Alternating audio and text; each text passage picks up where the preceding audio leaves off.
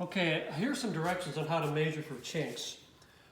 First of all, make sure that the person you're measuring is standing upright. Don't let them lean over or bend over and watch what you're doing. And they should be wearing the same jeans or similar jeans and same footwear that they'd be riding in. That way it'll enable us to get all these lengths and measurements correct. The first measurement we want to take is the waist. And that will be where the tops of the chinks are going to rise. And typically with a lot of riders, the back part may be on their belt, but typically what we're going to see is that the top of the chinks are going to ride right underneath the belt. So in the case of this measurement, we're looking at a total length of about 40 inches.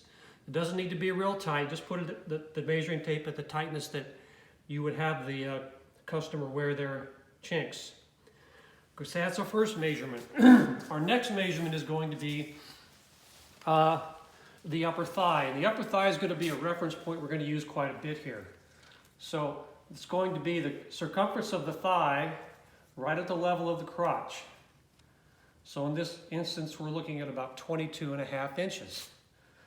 Now from that point, we want to be able to measure from there what we call the mid-rise. So if this is the yoke of your chinks, it's going to sit right about there underneath the belt. So if I measure from this point here up to the top of that yoke, and that usually falls right also if you don't have a yoke like I do, it's going to coincide with the bottom of this belt loop. So from there is about 6.5 inches. That's what we call the mid-rise. We also want a rise measurement from this outside belt loop to the same point. So if I go from here, again the upper thigh coming straight across up to the upper belt loop, we have a rise of about 8 inches.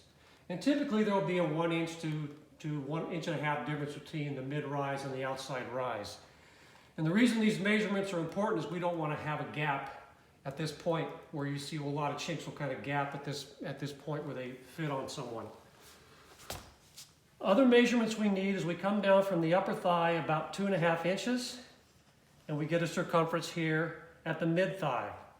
Come down another 2 to 2.5 inches and we get another circumference here at the lower thigh. So we have 3 thigh circumferences, upper, mid, and lower thigh, all about 2.5 inches apart. The final measurement we need is the length of the solid body. That is the point from the top of the yoke here underneath the belt loop to where the customer wants the chinks to the solid part of the chinks to stop and the fringe to begin. So here's her knee, and so if someone wants longer chinks, that solid part might be as much as 6 inches below the knee. So determine where the customer wants the end of the solid to be. In this case, it's about 25 inches for this customer.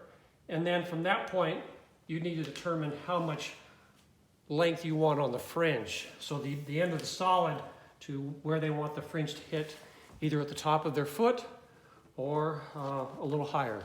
That may be anywhere from 6 inches to 10 inches depending upon the length of the solid and the height of the customer. So in summary, that's pretty much all we need. And if you have any questions, feel free to contact me.